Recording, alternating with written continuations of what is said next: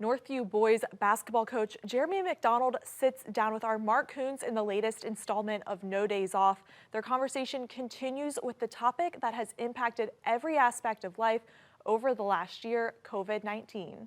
You touched on this a little bit earlier, the age of coronavirus. The last 10 months have been different for everybody.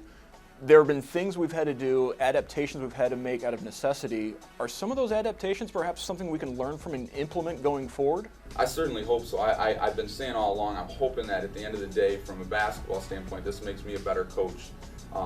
Again, getting back to our defensive philosophy, I really control how we guard things.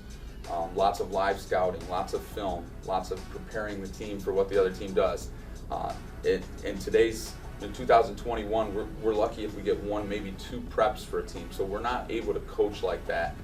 So I'm hoping at the end of the day, when we get back to normal, it'll make me more rounded as a coach. And I think our players, same thing. Some of the choices that they're having to make right now to keep themselves healthy, I think maybe there's some things they can take forward. During December, when Lucas County was on the pause, you were very vocal about trying to find a way forward. Did you find yourself in a balancing act of fighting for what you believed was right, but also at the same time teaching your kids that sometimes you've got to listen to authority over you and you might not like it, but you have to abide by those rules? Yeah, absolutely.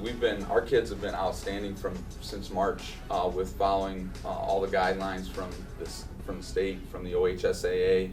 It's a tough time for everybody. My main purpose in fighting for the kids was with what you saw open and what not open. I thought kids deserved to play. I thought we could do it relatively safely.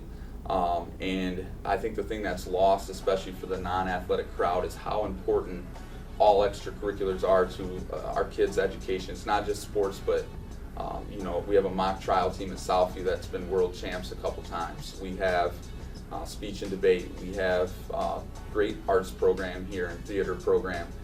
Kids need an outlet, and those things are lifelong learning opportunities for kids and very important to our education as a whole. As an elementary age PE teacher, I got to think it was challenging to try and teach remotely that subject under those circumstances. Yeah, I've actually, I think I've gotten pretty good at it. I'm actually teaching in our online academy and at Stranahan, doing video lessons. Kids are really having fun with it. It's definitely different, but I have seen from the beginning of the year to now, kids seem to be in a better mood. They seem to be happier, so I'm hoping that as we see numbers fall a little bit, obviously this thing's still very serious. Hopefully things get better and we can get back to normal real soon.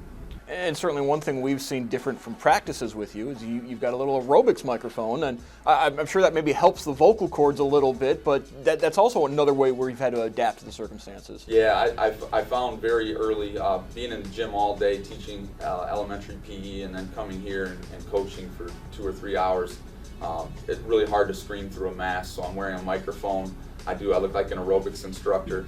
Kids have made a lot of fun of me, but at the end of the day, it's worth it. It's a communication tool. It also, more importantly, allows me to stay away from the kids to further protect them and protect our team from a possible quarantine situation.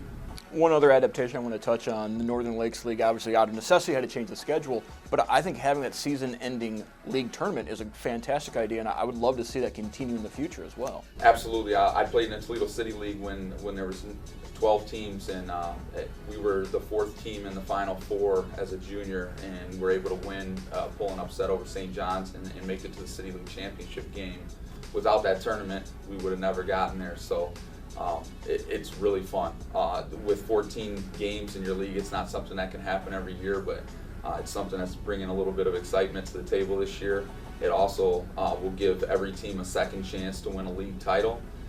It's going to be really interesting and fun.